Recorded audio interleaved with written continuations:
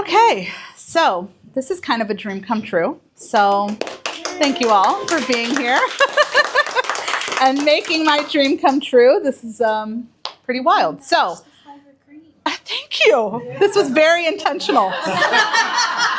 Mikey's like green, and I'm like, there's only 2 times I can wear it. Fiverr and St. Patrick's Day, and I'm not even Irish.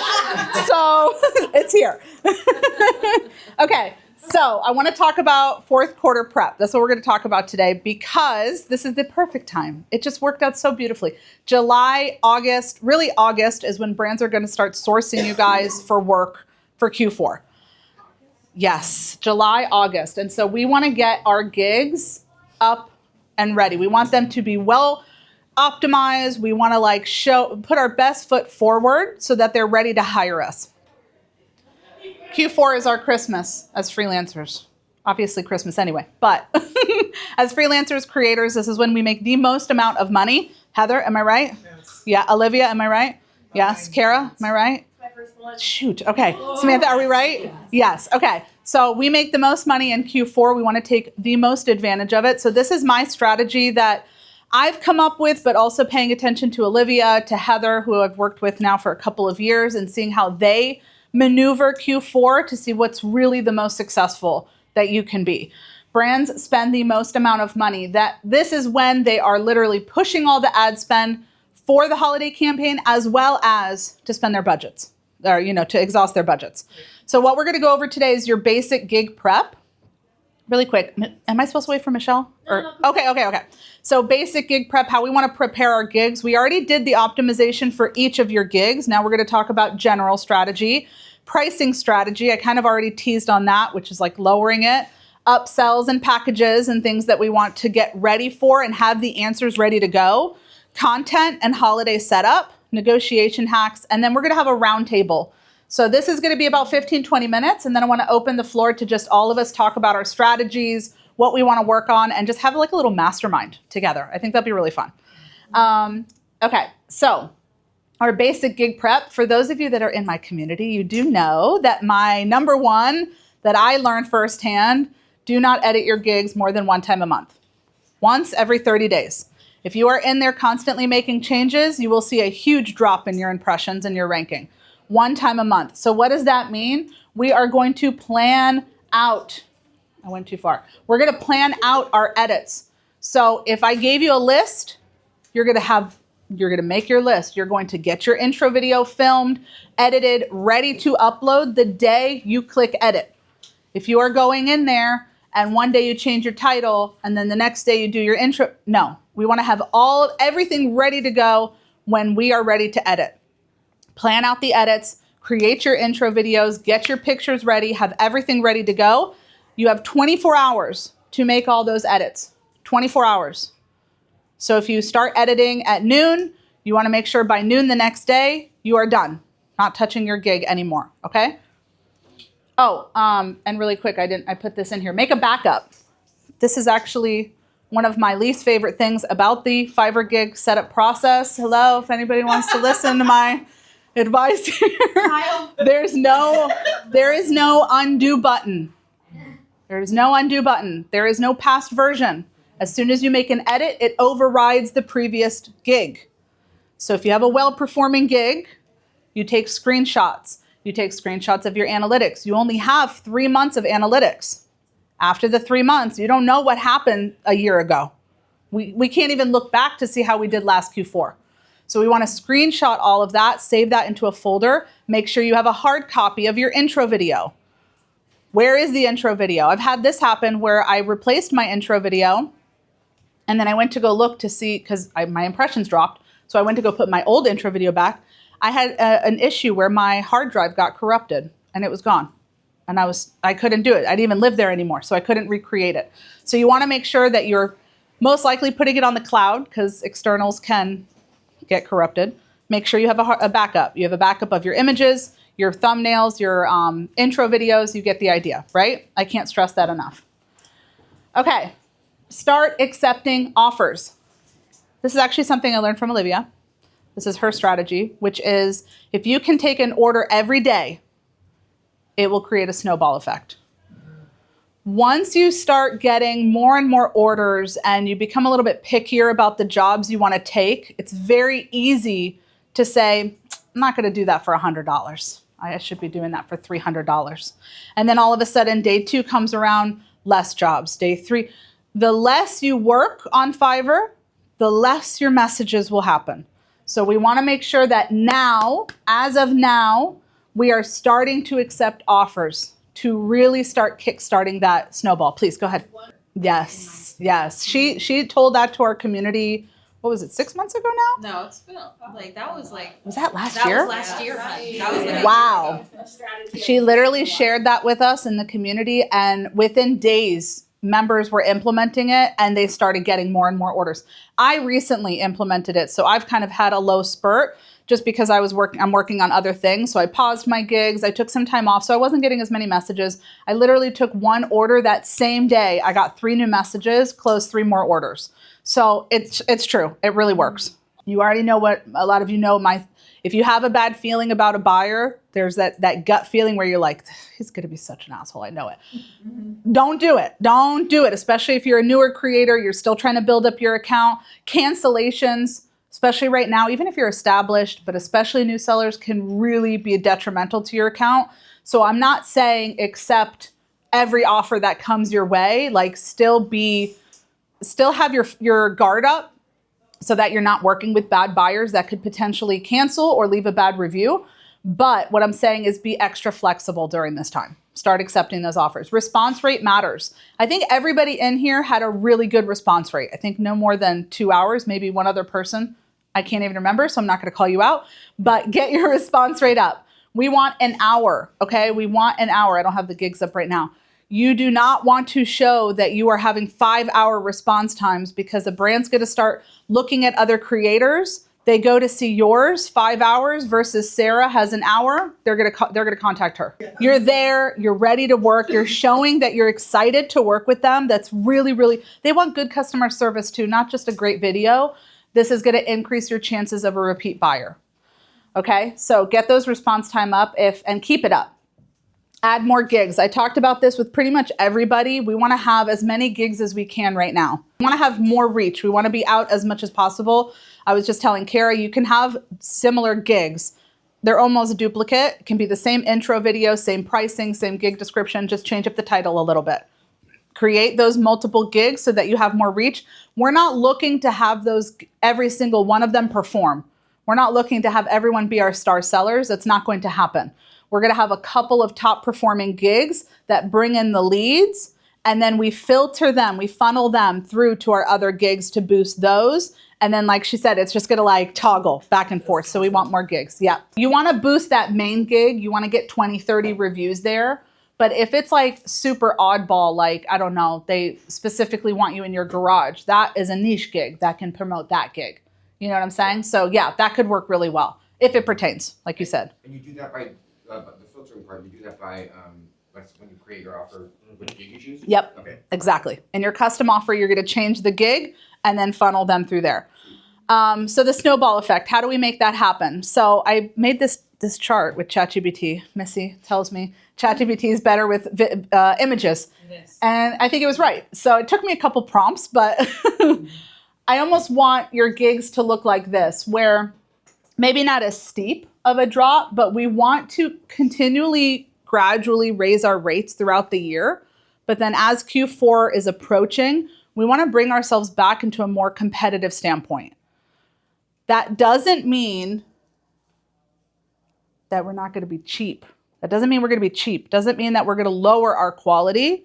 We want to be competitive. So think about the competition versus, am I lowering my quality or now I'm lowering my standard? We want to be competitive. So this doesn't mean going in and dropping it $50, right? Like we want to do, it depends on where you're at. If you're at $100, bringing it down to 85 will get you into that grouping of like 75 to 95, right?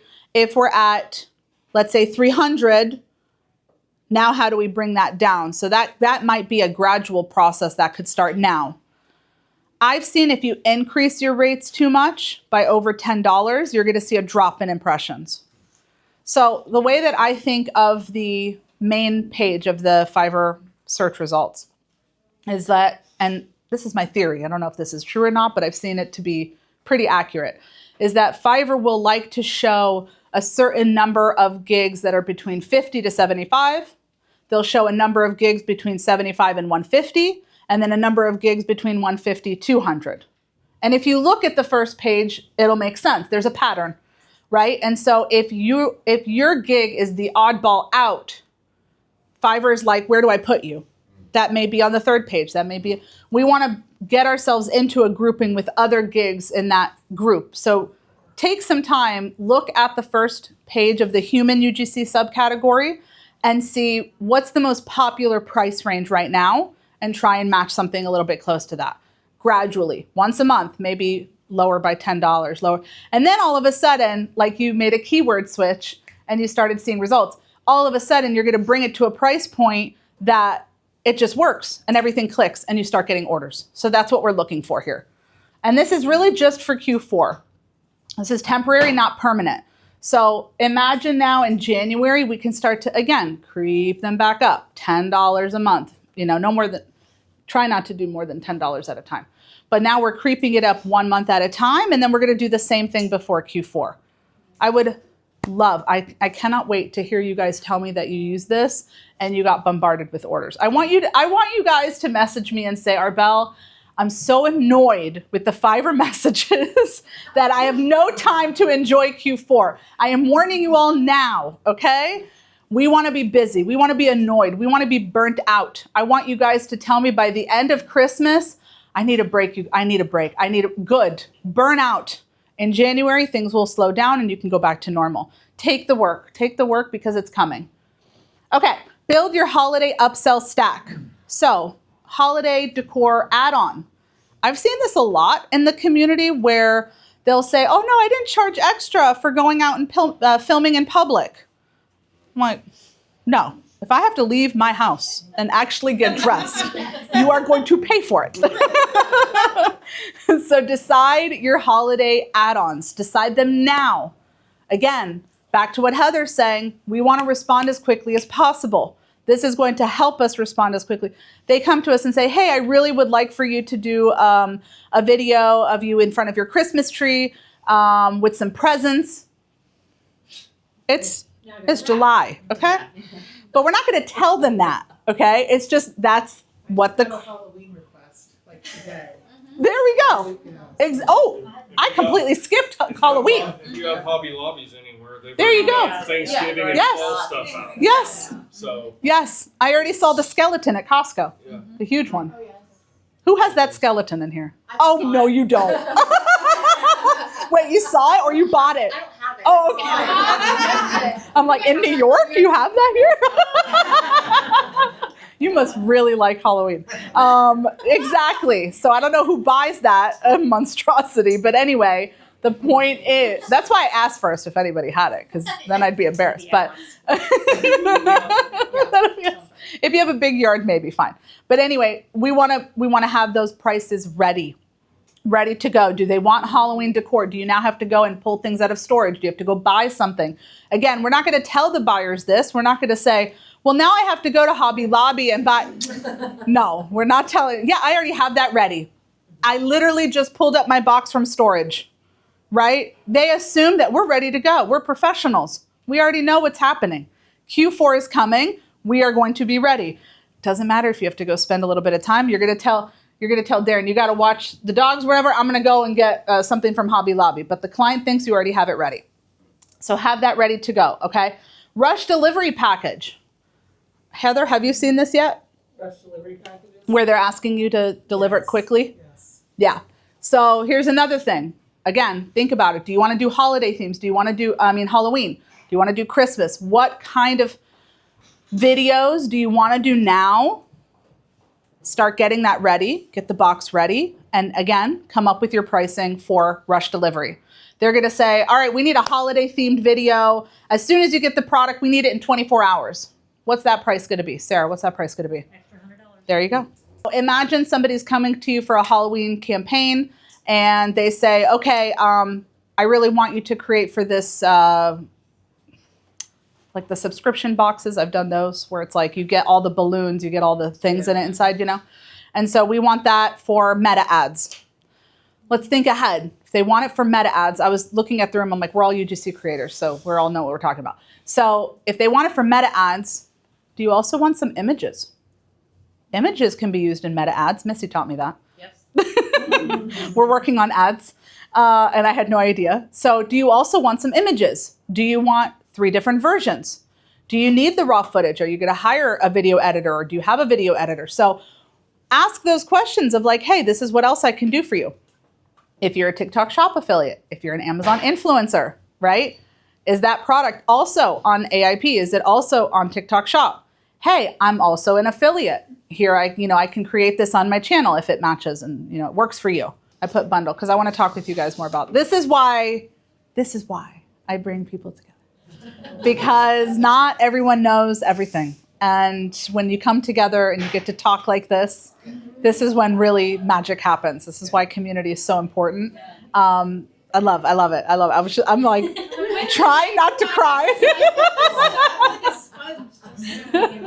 This is why I want to also leave time for roundtable, because I think this is where the real magic happens. And yes, I've hired Olivia to come in and do a training in Creator 5 just on that particular topic. We did do that, right? All right, guys, let's breeze through it so we can continue that discussion because I'm loving it. Okay, create a holiday portfolio folder or a folder. This is a big one, okay? You mentioned that you have a video doing extremely well right now, Sarah. This is the time that you're either going to go in the past and try and find, the ads are not running anymore, guaranteed if it's holiday because it expired. But if you can find any past holiday content, this is the time to gather it. Just like we're gathering our physical supplies for the content, we're also going to gather digital assets that we can send to the brand immediately. Have you worked with holiday Halloween stuff before? Do you have a Christmas setup? What does your Christmas setup look like? Even if it's pictures of what you had last year that you plan on doing the same thing, this is the time to pull that out. You're moving. So you could say, this is what my setup was last year, but this year I'm going to be in an XYZ space, but this is kind of the general idea, right? So we want to gather all of that information now, put it in a Google Drive folder, which is going to be your easiest and fastest so that you can share that folder. If you wanted to create a holiday portfolio, you can. I feel like that's going a little bit more of the extra mile that I don't think is necessary. I don't know. What do you think, Missy? Is that necessary? A whole portfolio just for holiday? It's not necessary, Yeah, but I think Yeah. Drive and just shooting Nice. at it. Yeah. If you have the time and you want to do a whole website for holiday, you can. I think that's overkill. It's just easier. Yeah. And then you can share that one individual video. So let's say you did a holiday campaign with your cat last year, or whatever. You can put that in a video, share that. Yep, I already did that. This year, curate your best work. So put all that together. If you don't have it, start this year. So this is your heads up that one, your favorite videos that you've done, already put them in a folder for next year, right? Second thing, if you see your ad running, screenshot and screen record it. That ad will be gone in a couple months. It's not going to be there anymore in the library. The ad library, it expires, right? If they're not running the ad anymore. But we want the ad that's running, like the whole window of like meta ads, so that future brands know that, oh, you had an ad running. The most important thing is to try and find that ad while you're scrolling Facebook or Instagram. So what does that look like? Let's say it's a brand that you know is well known. They have a lot of followers. You're going to go to their page. You're going to follow that page. You're going to interact with some of their content. And hopefully within the next couple days, you get hit with your own ad. We want to get the stats. That's really important. We want those stats because, like you said, that video has 4,000. That becomes leverage for future deals. That becomes leverage for upsells. My ads perform. I have high converting ads. Oh, okay, well, we're not too sure. Take a look at this screenshot here that I have an ad that's done, 4,000 likes and comments, and we don't know exactly the sales. You could try and reach back out to the brand, but we know that's always so difficult. But that is an option as well. I know I'm giving you a lot. We have a couple more, just a couple more. Set up your holiday decor. September is like the deadline. So what do I mean by that? We kind of already talked about prepping ourselves. These are options. These are not necessarily like you have to do it. You can create another holiday gig if you want, but I would say updating your gig thumbnails to be festive. So instead of them looking through your gig and asking you, you guys right here in this room are going to have gigs that say, I already have a Christmas tree. And they're going to say, oh, wow, we're looking for holiday content. And they're going to click on you. So this is a great option if you wanted to update your main gig. I already talked to you guys about that. If you have a performing gig, you got to be careful. So the other option is to create a holiday specific gig. Refresh your gig descriptions as well. So in your gig description, say, now offering rush holiday content. I can film for Halloween, Thanksgiving, whatever. List all the holidays.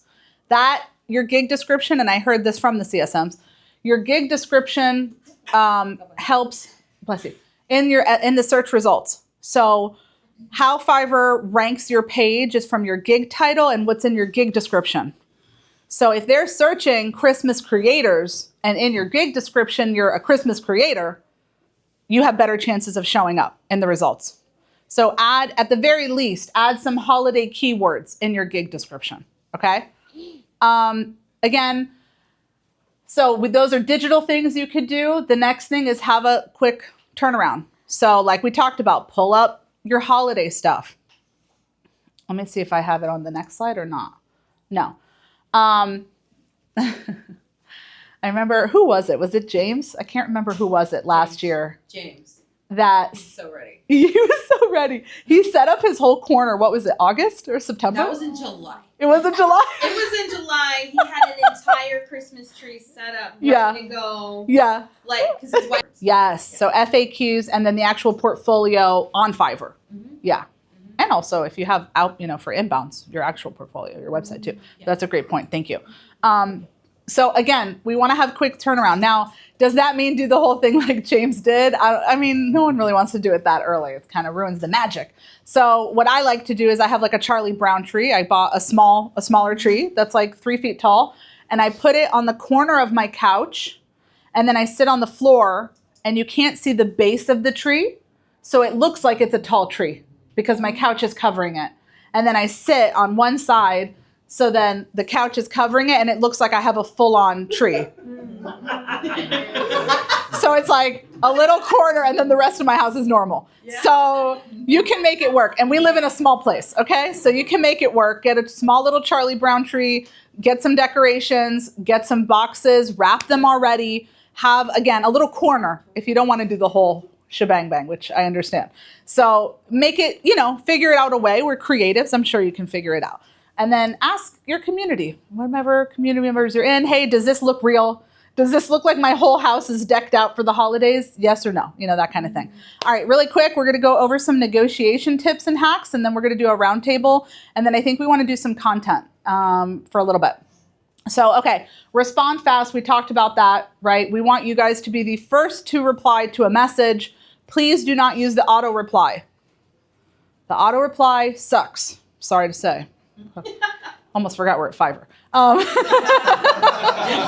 The auto reply doesn't work correctly. So yeah, don't do it. It's annoying. Brands don't like it. It sends double messages, and then don't. If anything, if you're out and about and you're doing something, just have a quick, I'll review this as quick as I can. Make that as a quick response. Send that off. Respond very quickly. Get ready to quote. My thing is ask for a budget. I'm going to break this down here in a minute. Ask for a budget, quote higher, and close confidently. Okay? So reply within 15 minutes. We talked about that. Ask for the budget first. This is my exact phrasing, and I did write all of this for you in this packet, but this is my exact phrasing. Do you have a budget in mind? I'll do my best to match it. I'll try my best to match it. This term right here is essential. If I'm just asking the brand, do you have a budget in mind? They're going to be like, first of all, I'm not going to be the first one. The brand's not going to be the first one. Second of all, they're going to give us the lowest possible rate. And third of all, they're just going to be like, no, you tell me. So we have nothing to work on. This phrase alone gets me an actual budget so fast, almost every time. I will try my best to match it. That doesn't mean I'm going to match it, but I'm going to try. This tells the brands that we are open to negotiations, right? I'm not selling a $5.99 bottle of water. Actually, in today, it's probably $10.99. So, so I'm not selling a $10.99 bottle of water. I can't really change the price of this unless I'm at the airport, right? Like the price is the price. We are a service. We are offering a service. This is a dance of negotiation, right? I can change my pricing. I can change my deliverables. I can adjust how much I'm going to tell the brand depending on what they want to offer. So if we are approaching the conversation with flexibility, they're going to be more apt to give us a number because we're trying to work with them. So that phrase alone has really, really helped. And then after that, oh, I went too far. So then after they say, no, wait, I'm right. Hold on. Nah, I'm wrong. Okay. Okay, so once they say, okay, $200, now what are we going to quote? If a brand says, Sherry, if a brand says $200, how much are you going to quote? I would quote $275. Nice. Yes. So we never give them the number that they quoted us because 100% it's lower. I'm kind of ballsy nowadays. I'm gonna say $425 because you know my shtick about multiple streams of income. That's not the conversation for today, but you all know. But we want to have multiple streams. But anyway, if this is our main money maker, we don't want to be too overzealous, but we don't want to match it because then they're going to say, shoot, I probably should have said lower. Like, yeah, you know, it's in business is not. So we're going to say $275, and they're going to say, well, really, I'd like to stick closer to $200.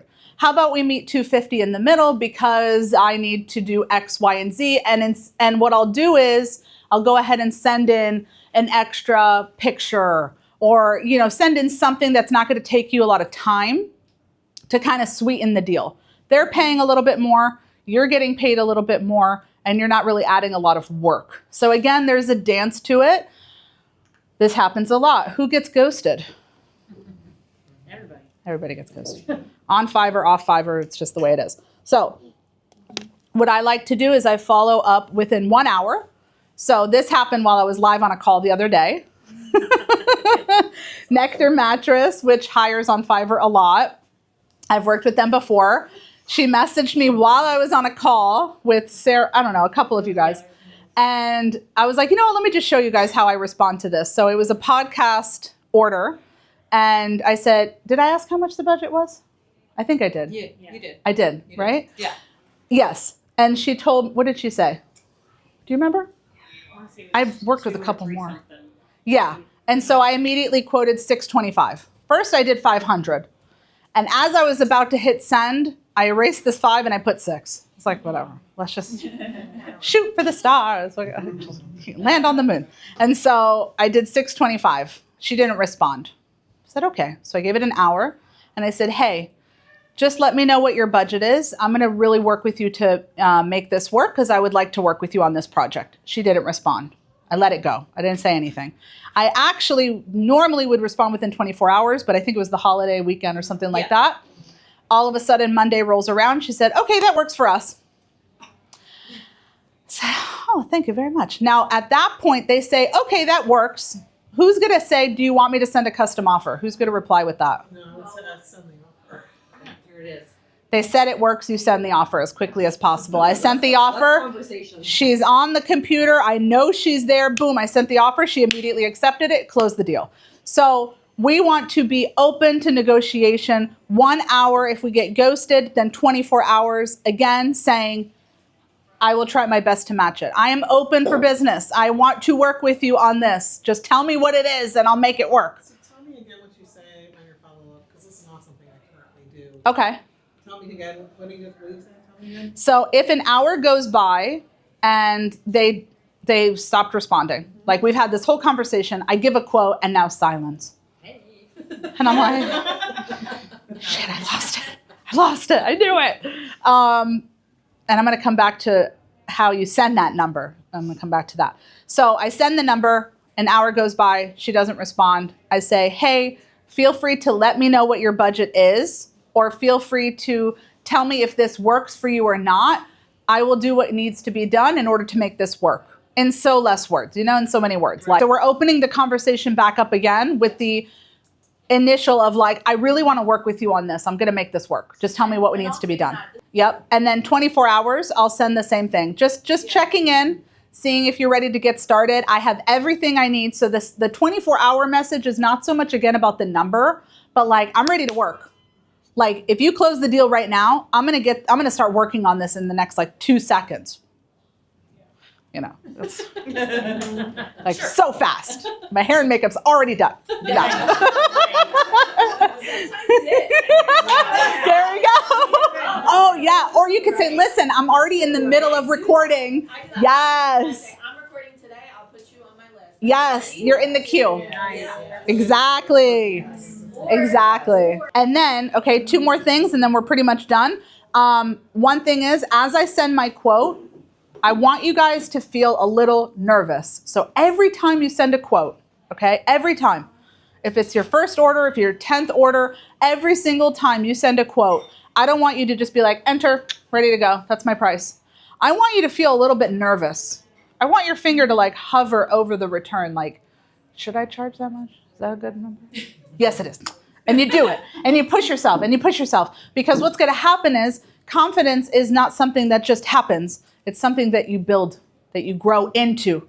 And so if you go from a $35 order to now $500, that sounds impossible. But if you're sending out a quote for $45, $55, $75, and every time, by the time you get to $300, it's going to feel like nothing. So every time I want you to have that little hesitation of like, is this too high? Like, not to the point where you're like, oh, she's definitely going to say no, but like that tiny bit of hesitation. Every time, do that every time, you're gonna build that confidence. And then the last thing is the follow-up. Follow up with the brands that you worked with last year. Holiday campaigns that you've worked with last year. Go back into your orders, go back to the completed orders and see the ones that you worked with in December. Follow up with them this year. Hey, I'm ready to work with you on the holiday campaign. I already have my setup. Let's go ahead and get started. Okay. All right, let's do our roundtable. That is it. Thank you. Thank you. Thank you.